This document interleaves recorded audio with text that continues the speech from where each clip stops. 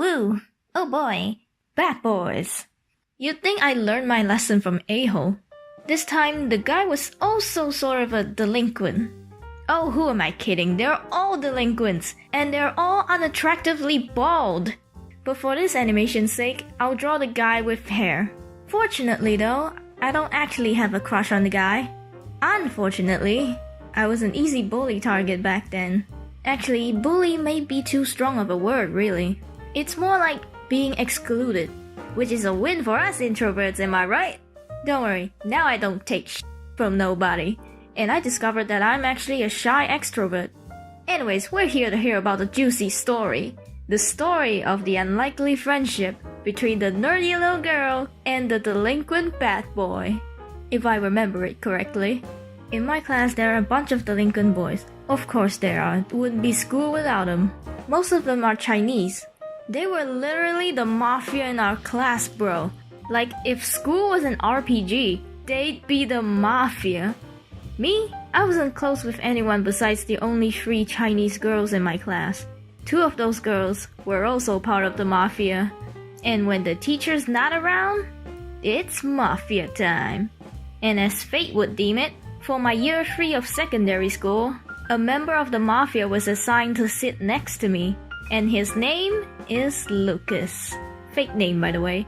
Unless that happens to be his actual English name. Then I guess I'm a sidekick. You know, I feel bad for him, because he had to sit at the nerdy front of the class with me, a boring, quiet little girl. Oh, he told me I was boring. While all his mates sat at the back in the delinquent territory.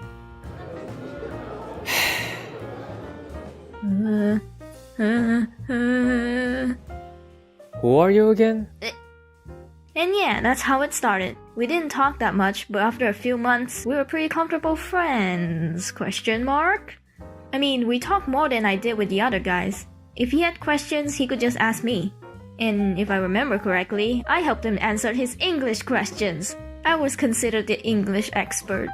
Compared to the other boys, he also called me out less. Because of that, out of the boys, I feel the most connected with Lukas. However, our connection was still very limited. He's also one of the few boys who I let see my drawings.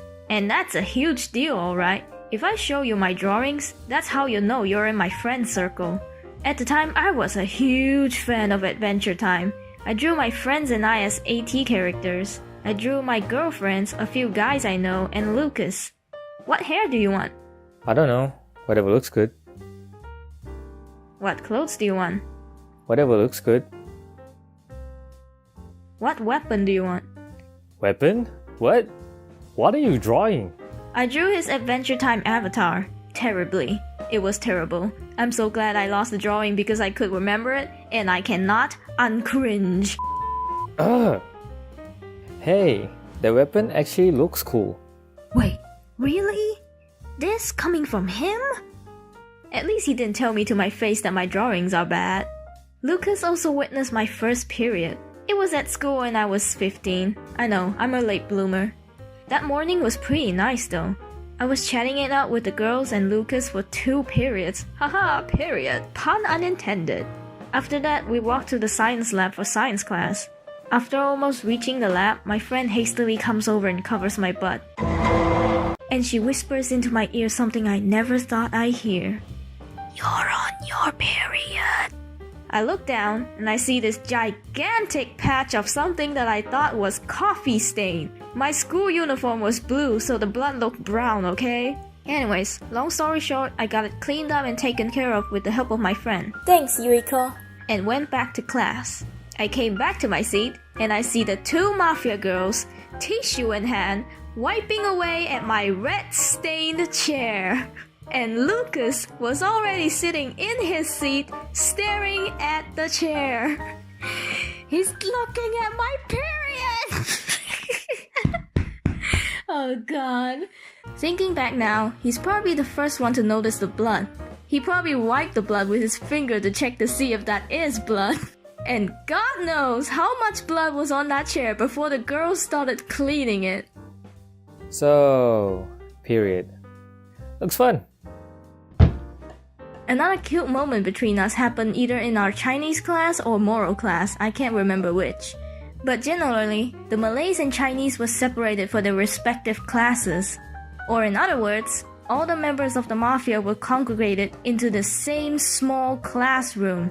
Bless the teacher because he or she has to deal with the untamed chaos. You know what? Our moral teacher didn't even try. He completely joined the mafia. So much for morals. One day, the guys kept messing with one of the mafia girls by pulling her hair tie off multiple times after she tied it back on. I was, of course, sitting quietly at the front, doing my homework. Psh, yeah right, I was drawing. I'm kind of a delinquent too, you know. I was drawing until suddenly, the mafia girl pulled my hair tie off, letting my long hair drop down. This is where it gets interesting, because for some reason, girls look way prettier with their long hair down rather than tied up. It's like taking your glasses off and you're a completely different person. Me, I just look nerdy with my hair tied up. The glasses ain't helping either. And it just so happens that I have to take my glasses off to tie my hair back up properly. So that's long hair down and glasses off, which make this a rare opportunity for everyone to see me less nerdy. Yeah right, shy and awkward 15-year-old me wasn't gonna flip my hair supermodel style and pose for a picture. I hit my face in embarrassment. But wow, oh wow, what happened next really made me happy, kind of? Within my peripheral vision, Lukas walked in beside me and leaned down to face me. And for some reason, I faced him back. As soon as that happened though, he sprang right back to his seat at the back. I thought that was cute, because he made the effort to walk a few steps towards me, just to see what I looked like at my best. He probably did it because of curiosity, or he did it to check to see if I'm crying. But I think it's cute regardless. Sounds like a romance anime, doesn't it? Well, too bad. A year later, he transferred to a different school and we never contacted each other ever again. The end. After that, I literally forgot he even existed. I even forgot his name. Until last year, when I'm out with some friends, I saw him sitting with a girl which I'm pretty sure is his girlfriend. Hey, congrats! What, you think I'd be heartbroken? Nah, fam. He's definitely in the friend zone. But I appreciate the memories and friendship we had. And with that story, I wish you all a happy Valentine's Day. And if you're single and lonely, let's cry in the comments together. Thanks for watching and hugs!